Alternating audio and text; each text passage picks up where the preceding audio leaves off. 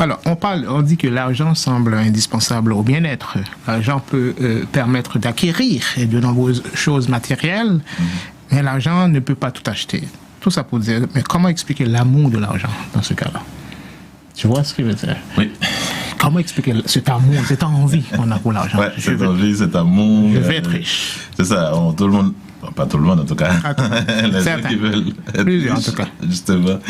Et vous savez, 1 Timothée 6, verset 10, je pense qu'il y a plusieurs personnes pour tenter de justifier leur opinion selon laquelle l'argent en soi, pas l'amour de l'argent, mais l'argent en soi serait mauvais.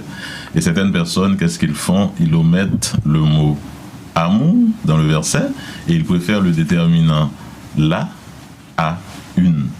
Donc à la place de une, ils ont dit là, ok? Ils disent constamment que l'argent est la racine de tous les maux. Alors que l'apôtre Paul écrivait à Timothée, car l'amour de l'argent est une racine de tous les maux. C'est pas l'argent qui est une racine ou la racine de tous les maux, c'est l'amour de l'argent. L'amour. Ok, qui est la racine, ou bien si vous voulez, une racine de tous les maux. Et quelques-uns, en étant possédés, se sont égarés loin de la foi et se sont jetés eux-mêmes dans bien des tourments. 1 Timothée 6, verset 10. Ça, c'est la version Louis II. Version Martin dit que, car c'est la racine de tous les maux que la convoitise des richesses, etc., etc. Ce qui est mauvais dans tout ça, c'est l'amour de l'argent, c'est la convoitise des richesses.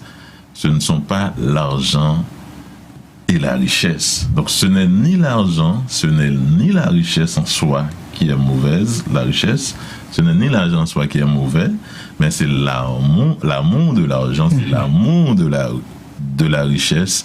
Donc tous les moyens sont bons pour avoir de l'argent, tous les moyens sont bons pour être riche. C'est ça qui est mauvais, c'est ce que Paul a dénoncé en fait, ou bien Paul voulait faire croire aux gens que effectivement, en fait, c'est vrai, l'amour de l'argent est la racine de tous les maux. Donc Paul n'est pas en train de diaboliser l'argent en tant que tel, si vous voulez, ok, comme certains chrétiens le croient, mais l'appétence à l'argent, l'envie, le désir à tout prix d'en avoir, c'est ça qui est mauvais. Donc les gens qui sont avides de l'argent, ils se concentrent uniquement sur les biens matériels. Donc ils sont prêts à tout, l'envie, la possessivité, si vous voulez, l'absence même de l'absence de générosité. Tout ça font partie de ce qu'on pourrait appeler de leur trait de personnalité. Ok? Donc pour eux, tout chemin mène à Rome.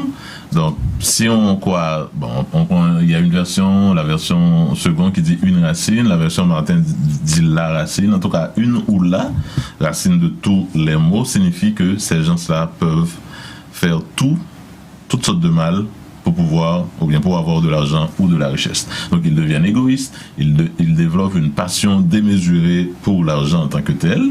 Et si on regarde Larousse pour voir comment il définit la passion, ou bien la convoitise en fait, Larousse définit le mot convoitise comme étant un désir extrême ou modéré de posséder quelque chose, une ambition, une envie, un appétit. Donc l'argent, on s'entend, l'argent peut être à l'origine de l'apostasie. Ouais. Ça c'est vrai, mais pour certains riches. Mais comme pour certains pauvres aussi. Parce que le pauvre qui a envie d'être riche dans n'importe quelle condition, il peut renier la foi. Il peut renier sa foi. Donc c'est pourquoi on dit que l'argent en soi, c'est pas seulement riche qui est capable de faire tomber, il est capable de faire pauvre tomber tout.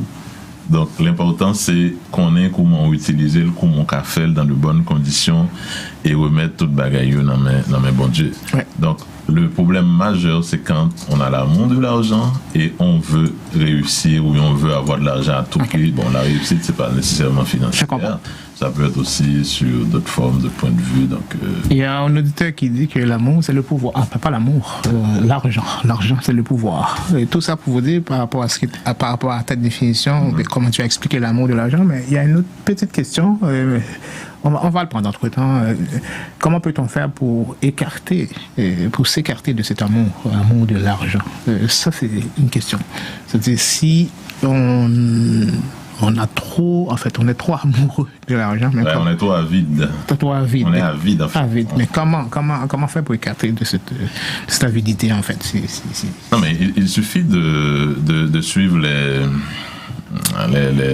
les principes bibliques, ok, qui nous découragent d'être des voraces, ok, des gens affamés de l'argent. Ça c'est important. Je sais que ça arrive parce qu'il y a des gens, c'est comme si vous voyez naturellement qui ont une appétence incroyable, démesurée chez eux. Et il y a des gens qui sont chrétiens, qui sont dans l'église, qui sont comme ça malheureusement. Mais il y a une dimension aussi qu'on développe, notre relation avec Dieu, ça pourrait nous aider. Parce que c'est un péché quand même, ok, d'avoir l'amour de l'argent. Je dis d'avoir, entre guillemets, l'amour de l'argent. Et c'est quand même un péché d'être vorace, d'être avide, d'être cupide, le vrai mot, ok? Ça sent bien. D'être cupide, ça c'est un péché.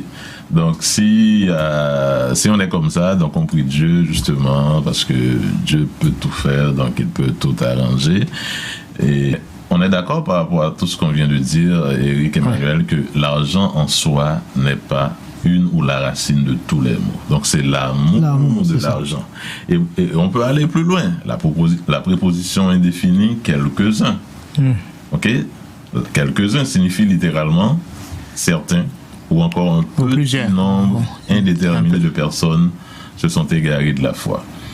Paul n'a pas dit que tout le monde qui a de l'argent se sont égarés de la foi. Quelques-uns. Donc, ce ne sont pas toutes les personnes, ok, qui se sont égarées. Il y en a. Heureusement.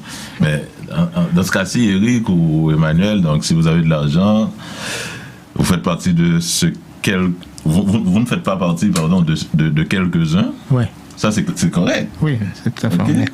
Et si vous ne faites pas partie de quelques-uns, vous n'êtes pas égarés de la foi, ça, c'est correct. Ok, parce que si vous avez un projet et puis la matérialisation de ce projet-là pourrait vous procurer de l'argent, vous le faites dans des conditions qui plaisent à Dieu, donc ça c'est correct. Vous ne faites pas partie de ce groupe quelques-uns, ok? Mais je présume malheureusement qu'il y a des lecteurs qui pourraient penser que je suis en train de faire, comment ça s'appelle, de l'apologie pour l'argent ou bien un plaidoyer pour l'argent. Loin de là, donc je ne suis pas du tout. Je n'ai pas du tout cette intention-là. Donc, si c'était le cas, il y a un verset en Ecclésiaste 10, verset 19, en fait.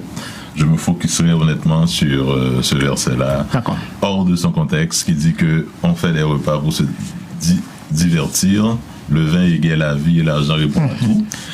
Bon, ça, il y a un contexte pour lequel il a été écrit, mais on va pas rentrer là-dedans. Alors, 18h43. Oui, Emmanuel, on continue. Quand on a de l'amour de l'argent, donc maintenant, on a de l'argent.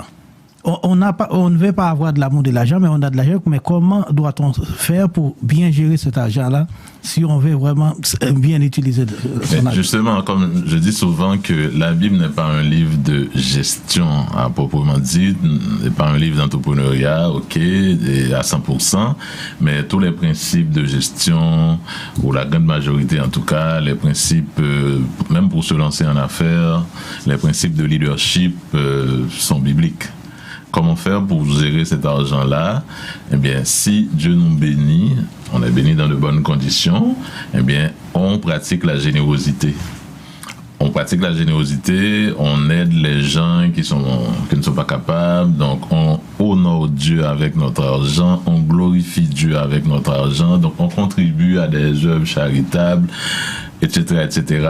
Et un peu plus loin, on va voir l'exemple de Priscille et Aquilas, qui étaient deux riches entrepreneurs à Corinthe et à Éphèse, donc à Corinthe surtout, mais qui ont beaucoup aidé l'apôtre Paul justement dans l'implantation de ces deux églises-là, à Éphèse et à Corinthe. Parlant d'apôtre Paul, dans les écrits bibliques, je pense qu'il a écrit à son bon ami à Timothée, mais est-ce qu'il lui encourage la pauvreté? Est-ce que lui encourage-t-il la pauvreté à Timothée, apôtre Paul? Est-ce qu'il a encouragé ça? Paul a dit, j'ai travaillé de mes propres mains. Ouais. Justement. Oui. Mais est-ce qu'il y a une forme d'encouragement de la paresse, ou pas de la paresse, mais d'être pauvre, de la pauvreté? Exact. Parce que les gens lisent 1 Corinthiens 1 Timothée, oui. 6, verset 10. Oui. Mais ils n'ont pas pris le temps de lire les versets précédents et les versets subséquents. Donc, on va avoir le temps quand même de les lire. Okay. Les versets précédents à 1 Timothée 10, si on prend les versets 7, 8, 9, après on va prendre les versets 11 et autres. Car nous n'avons rien apporté, donc, nous n'avons rien apporté dans le monde, et il est évident que nous n'en pouvons rien emporter. Si donc nous avons la nourriture et le vêtement, cela nous suffira. Mais ceux qui veulent s'enrichir tombent dans la tentation, dans le piège et dans beaucoup de désirs insensés et pernicieux qui plongent les hommes dans la ruine et la perdition. Pour toi, il parle avec Timothée, homme de Dieu, fuis ces choses et recherche la justice, la piété, la foi, la charité, la patience, la douceur. Pour certains, Paul est en train d'encourager la pauvreté à travers ces versets. Mais ils oublient que Paul devait commencer ainsi, il devait parler comme ça pour aboutir au verset 10 qui dit « Car l'amour de l'argent est la racine de tous les maux ». Donc ce sont des versets qui sont en lien avec l'amour de l'argent. Ok, c'est pas avec l'argent en soi, avec l'amour de l'argent, avec la recherche du profit sous toutes ses formes. La réussite selon la formule, tous les moyens sont bons, et malheureusement tous les moyens sont pas bons et comme chrétiens, ok, tous les moyens ne sont pas bons. Donc on peut faire de l'argent sans avoir l'amour pour ce dernier, si vous voulez. Donc on peut en avoir sans commettre d'escroquerie ni de fraude envers personne, pour reprendre ce que Jean disait aux soldats en Luc chapitre 3, le verset 14. Maintenant, si on regarde les versets subséquents, on va jeter un coup d'œil rapidement et au verset 17, 18, 19 de Timothée chapitre 6, je l'avais dit au début, on va lire beaucoup de versets. Recommande aux riches du présent siècle de ne pas être orgueilleux et de ne pas mettre leur espérance dans des richesses incertaines, mais de la mettre en Dieu qui nous donne avec abondance toutes choses pour que nous en jouissions. Recommande-leur de faire du bien, d'être riche en bonnes œuvres, d'avoir de la libéralité, de la générosité et de s'amasser ainsi pour l'avenir un trésor placé sur un fondement solide afin de saisir la vie véritable. Ce même Paul qui disait tout ça au verset 7, 8 et 9, mais ceux qui veulent s'enrichir tombent dans la tentation, dans le piège, etc. Et après qu'il va dire à Timothée, parce que Paul écrit à Timothée, et la lettre n'était pas adressée aux païens, on s'entend. Timothée était pasteur d'église d'Éphèse. C'était bien adressé en tout cas. C'est ça. Donc c'était ciblé. Moi je présume qu'il avait, je veux dire que je veux croire qu'il y avait vraiment des chrétiens riches à l'église d'Éphèse où Timothée dirigeait. Donc c'est comme ça que je comprends ce texte-là. Donc recommande aux riches d'être du présent siècle de ne pas être orgueilleux. Donc si tu es riche, tu es orgueilleux, c'est ça qui est mauvais. Si tu n'es pas orgueilleux, c'est pas mauvais. Donc si tu mets ton espérance en Christ ou bien en des richesses spirituelles, en des richesses certaines, ça c'est bon, ok? Parce que avec ce que vous avez, vous pouvez faire du bien avec. Vous pouvez aider les autres, comme on vient de le dire tout à l'heure. Donc, et l'apôtre Paul recommande, dit à Timothée de recommander aux riches d'être riche en bonne œuvre, d'exercer la libéralité, la générosité. Donc tout ça, c'est quand même important. Timothée était pasteur d'Éphèse, comme on dit. Alors, il connaît bien les écrits bibliques et il ne pouvait pas se tromper. Il sait très bien. Justement. Bon. Et pour finir, si tu me permets, ce même Paul va écrire aux Corinthiens dans sa deuxième épître au verset 7, 8, 9, 10 et 11. Et il leur a dit ceci, que chacun donne comme il a résolu dans son cœur, sans tristesse ni contrainte, car Dieu aime celui qui donne avec joie. Et Dieu peut vous combler de toutes sortes de grâces, afin que, possédant toujours en toutes choses, de quoi satisfaire à tous vos besoins. Bon, je ne pense pas que ça soit des besoins spirituels uniquement, à tous vos besoins. Vous avez encore en abondance pour toute bonne œuvre, selon qu'il est écrit, il a fait des largesses, il a donné aux indigents, sa justice subsistera à jamais, etc. Celui qui fournit de la semence au semeur, du pain pour la nourriture vous fournira, hein, vous serez de la sorte enrichi à tous égards pour toute espèce de libéralité. Ça c'est intéressant. Donc, Paul n'encourage pas la pauvreté, mais il ne fait pas non plus la promotion pour la prospérité. C'est ça la nuance. Donc, nous pensons que nous pouvons être des chrétiens riches, ok? Extrêmement riches. Ok, si c'est la volonté de Dieu. Mais ce que je dis souvent, c'est que souvent de fois, les bénédictions spirituelles découlent, ou bien les bénédictions matérielles, découlent des bénédictions spirituelles. Donc, bon gens vont marcher avant Dieu, bon gens bénis spirituellement, bénédictions matérielles aussi comme des guillemets. En tout cas, mais il y en a qui sont millionnaires là-dedans. Bon, bref, on salue Madame Rouzard Edith. Et du coup, il y a une question, est-ce que l'amour de l'argent ne signifie pas tout sacrifier pour la posséder? Exemple, le roi Akab. Très belle question. Très belle question. Justement, ouais, on est prêt à tout. On le disait tantôt, on est prêt à tout si on a l'amour de l'argent, en tout cas. On est prêt à tout, toutes sortes à faire toutes sortes de mal, en tout cas. Et pour avoir de l'argent, oui. Et c'est ça que Paul dénonce, c'est ça que, comme chrétien, donc on peut pas être avide, vorace et affamé d'argent. Donc, et l'exemple que l'auditrice a donné, c'est excellent. Cool. Bon, alors, on va marquer une pause tantôt, dans 10 minutes, mais avant même. Emmanuel, je ne sais pas si tu as d'autres questions, mais moi, j'en ai d'autres. Est-ce qu'il y a des sources de richesse pour les chrétiens? Est-ce que tu les as mentionnées, par exemple, comment être confortable avec l'argent quand on est chrétien? C'est bien, hein? Parce qu'il y en a qui en ont, hein. Il y en a qui sont millionnaires. Qui ne sont pas fiers de parler de leur histoire à succès, ouais. Du comment ils ont réussi, parce que il y a dans l'église surtout, c'est pas toujours comment je pourrais dire, c'est un sujet tabou. En tout cas, c'est pas du bon œil. Et puis il y a des gens qui ont certains malaises quand même, de parler d'argent ou de voir les gens qui sont riches. Moi, je parle des gens qui sont riches dans de bonnes conditions. On doit être fiers là. Si on est capable de vivre une vie plus ou moins décente, si on a de l'argent, on est capable d'aider, on fait ça dans de bonnes conditions, je pense qu'on doit être fiers.